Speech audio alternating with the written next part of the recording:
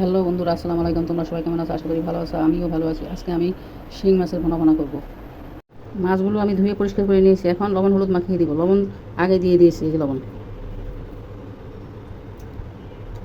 এখন হলুদ দিয়ে মাখিয়ে নিব।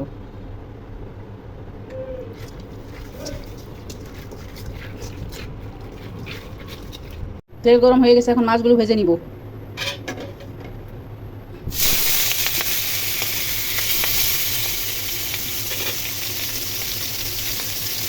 মাছগুলো উল্টে পাল্টে দিব।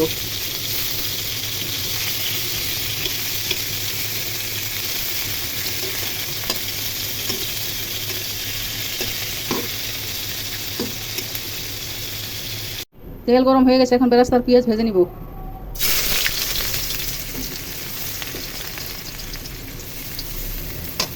বেরেস্তা করা তেলের মধ্যে পেঁয়াজ কুচি দিয়ে দিব। পেঁয়াজ কুচি দিয়ে ভেজে নিব।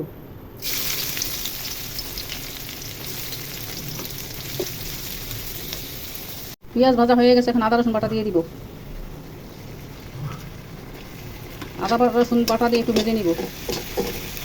আদা রসুন ভাজা হয়ে গেছে, এখন লবণ দিয়ে দিব। এখন হলুদ গুঁড়া দিয়ে দিব। এখন মরিচ গুঁড়া দিয়ে দিব।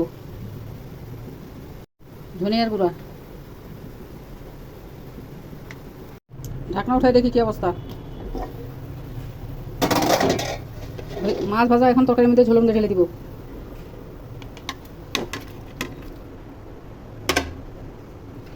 ঢেলে ছেড়ে ঢেকে রাখে দিব। ঢাকনা উঠাই দেখি। তরকারিতে বলক আসছে, অনেকক্ষণ হয়েছে। এখন জিরার গুঁড়ি দিয়ে দিব।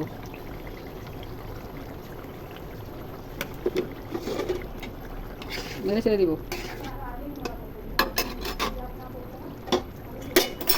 টমেটোর কুচি দিয়ে দিব।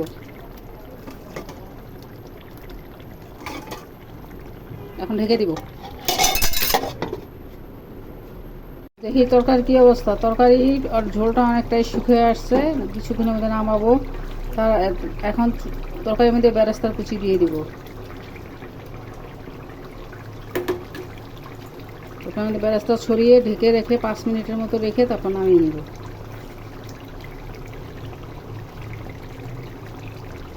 এখন তরকারিটা ঢেকে দেবো।